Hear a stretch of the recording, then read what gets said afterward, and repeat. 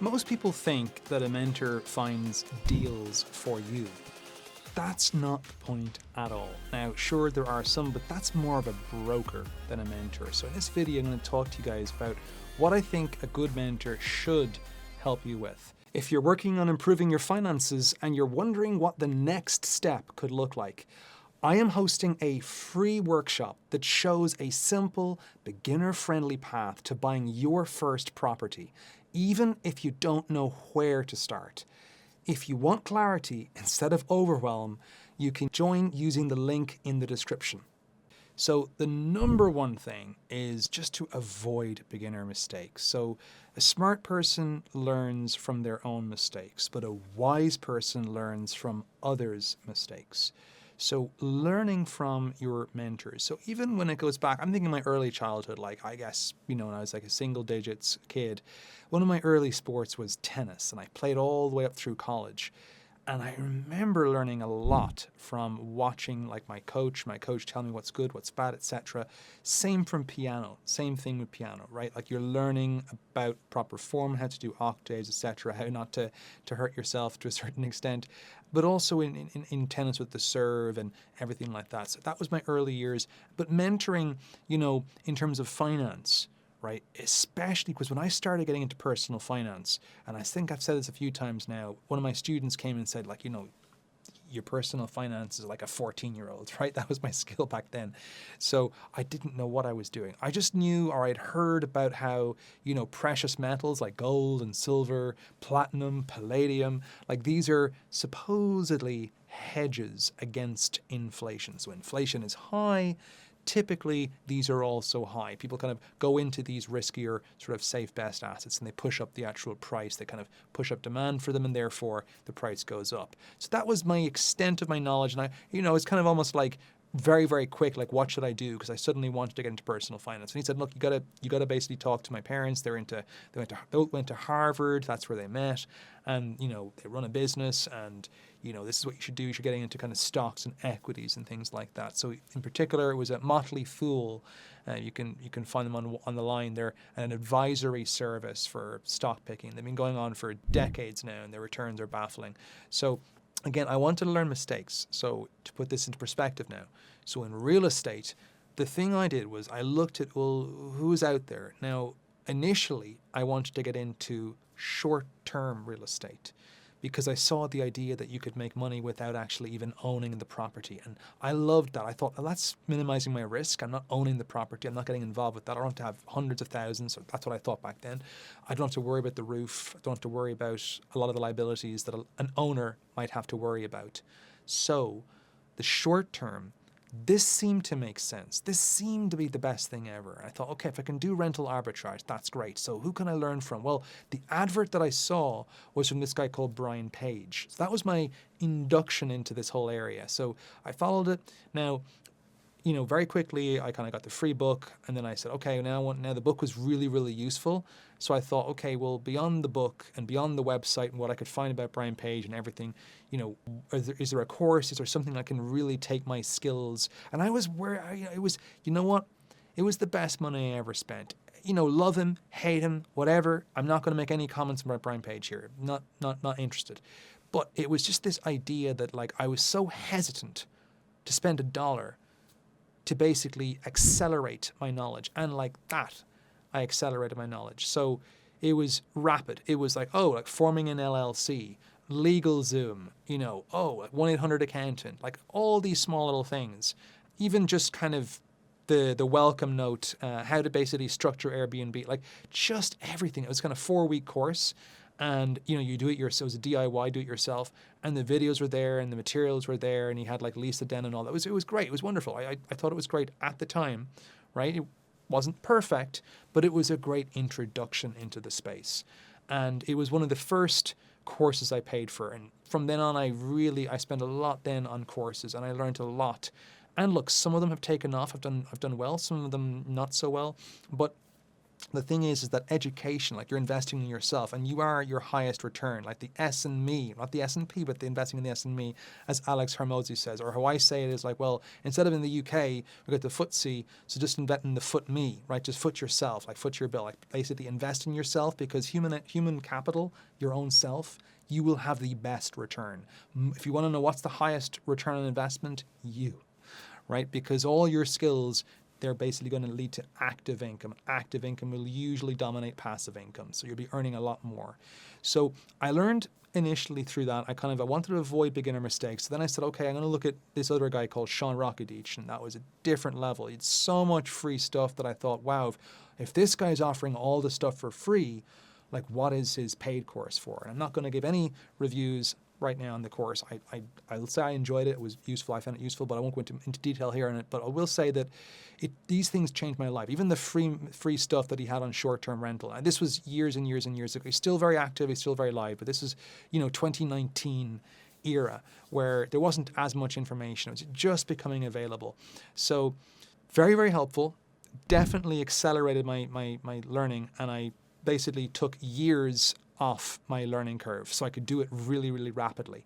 So avoiding the actual mistakes, speeding things up. This was actually the big one in real estate for me. Would have been people like Meet Kevin, Paula Pant, Graham Stephan, Grant Cardone to a certain extent, others, Robert Kiyosaki. But the main would have been probably Meet Kevin. I think I kind of gravitated towards that very quickly. Initially, I wasn't so sure. It was like a little time to trust him. And then eventually it was like, oh, his real estate seems legit. Let me try it out. And it worked. It worked for me. And I hybrided it. I made it my own. I kind of changed it a little bit.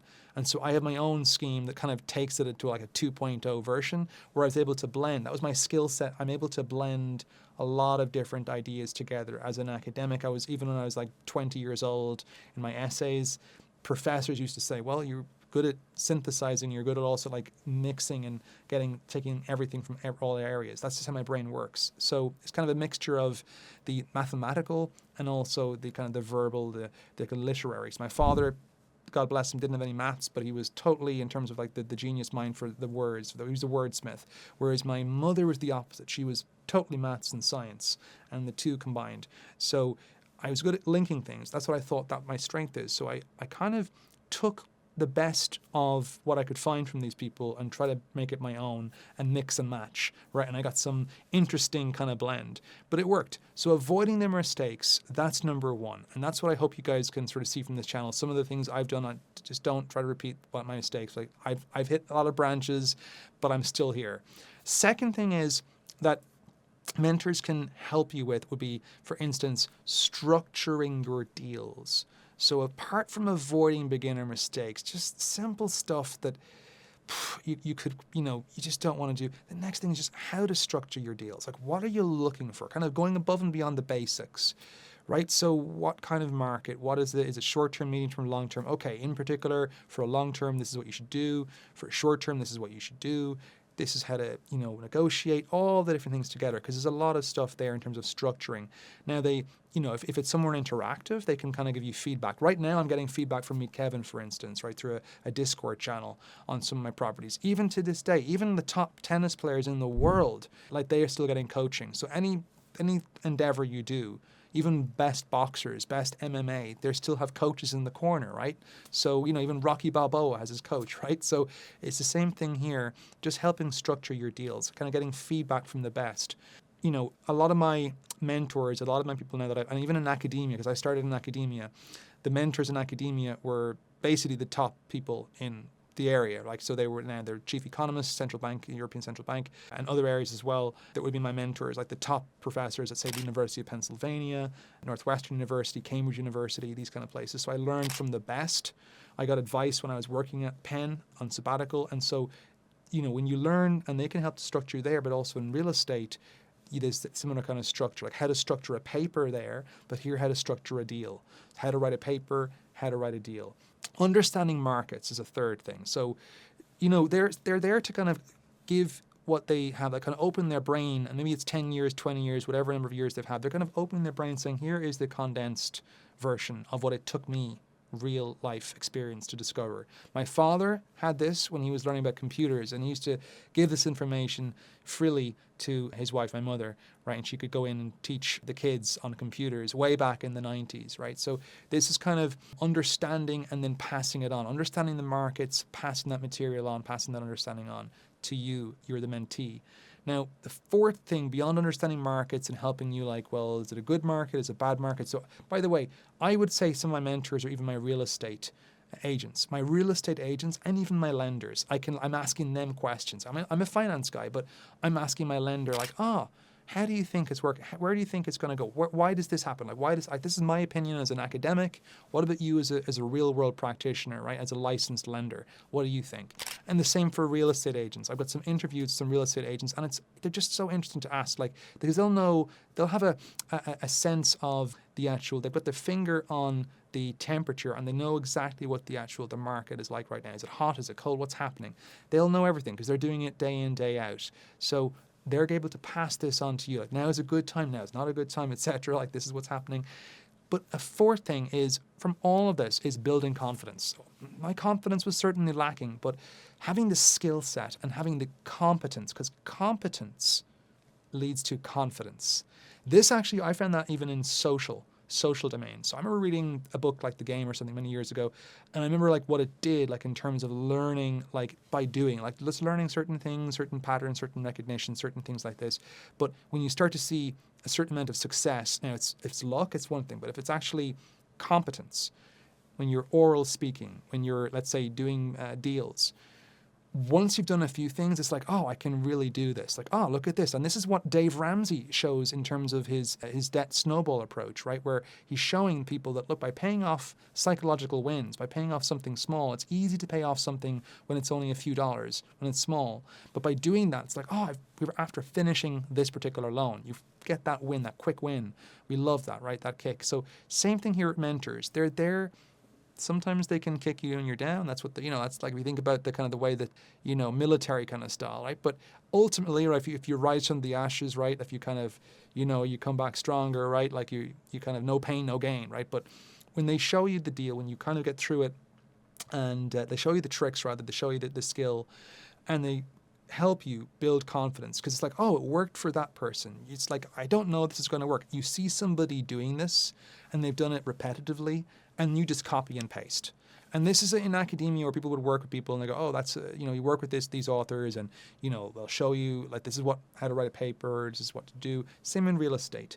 So you see a certain strategy. It could be bank hacking, house hacking, even rent hacking, all these different things work. When you see some other people doing it, it's like, wow, I went from knowing nothing, like I was in the dark, I didn't even hear, like all this is a new language to me. I'm learning a new language in real estate. All of a sudden, it's a different thing. I'm not doing it that long, but it was a lot faster, I found, to get into this than to get into, say, academia. There's certain fields that take decades, right, or years and years and years, whereas this is not as long. It's a much faster path, and that's why I think it's one of the faster paths to wealth. So finally, I think a fifth thing is creating a repeatable system. So this is kind of related, right? Something like when they're showing you something, it's not luck, it's skill. Like if you keep doing, this is how to negotiate, this is how to find a lender, this is how to find a buyer, this is how to find a good deal, this is how to make an offer, these are the contingencies, this is what you should use in the negotiation, this is what you should look for when you're walking through a property. Now the property is under contract, this is what to do during that period. Now that you've closed on the property, this is what you should focus on, prioritize for rehab. This is what you should do for lowering your insurance risk. And this is how you can kind of improve your efficacy with tenants. This is how you can repeat the system. So when you are shown all these lessons, and by the way, it's not something you can do in one YouTube video. It's usually like series of videos at the bare minimum, maybe like 100 videos, things like that, right? I mean, you're going to have to, if you're serious about this, it's not going to put you off, right? If you're a person who's like a January gym goer and you go to the gym once in January, then maybe not. But this is not like real estate is not like, I went once and therefore, like it's something where you go and repeat, you learn. But it's not something that takes that amount of time. It doesn't take months and months and months and years and years and years. I learned a lot about short term. I learned enough to start in about a month for short term. And for long term, it was the following year, the year after. It was more like a summer. of kind of watching some videos, and I paid for some courses and going through the material, week in, week out, and just writing notes. Write notes. That's the best way. That's what my favorite thing in terms of how to learn the most. Write notes, like copious notes. People do the best after that. And maybe there are people that will disagree with me, but in private equity, it's true. In real estate, it's true. In academia, it's true. All my experience, it's been true. Whenever I haven't written notes, I haven't done as well. Whenever I have written notes, I've done better. And I've got a big sample size, and I have a lot of people that I've met over the years, students. I've had over 1,300 students at this point that I've taught, and those that are writing more notes tend to do better. So note writers, there's a correlation there, and it may be a stretch to say causation, but we could probably do some analysis to figure that out. If this video is helping you understand this part of your financial journey, you'll get even more value from a free workshop I host for beginners. In this workshop, I walk you through a simple roadmap that shows how you can buy your first property with realistic savings and a lot less confusion.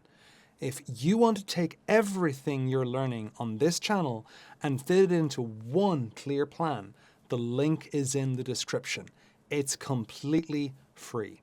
So again, the repeatable system, that's a big thing. So avoiding mistakes, beginner mistakes, structuring your deals, so helping you kind of do that, understanding the markets, what's happening right now, what you look for, building confidence and creating a repeatable system. You see, a mentor, the key thing they do is they shorten your learning curve by years. That was really what appealed to me. Like, why would I do this? Why would I find a mentor? Well, I wanted to reduce the uncertainty, but I wanted to speed things up. That's what I'm doing every time. Like, I'm going to have a mentor when I go into Dubai, when I go abroad, etc. I'm going to be definitely investigating a mentor that has done it in those markets, because they're very different than the US market, for instance. So I want mentors. I'm always looking for mentors. Mentors in the fund world. I have mentors in the trading world. I have mentors in the trading world. I have mentors in different various areas. I'm a lifelong learner as an academic. I love learning.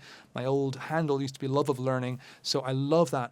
And I would say that that's the number one thing. A mentor shortens your learning curve by years, not by giving you a fish, but by teaching you how to identify great deals yourself. And if you want structured guidance, opinions, etc., join the free training. It's designed to give you the roadmap beginners never get. Now again, guys, you don't have to do this all at once. You can build your wealth one thing at a time. So let's build your wealth one property at a time, and I'll see you in the next one.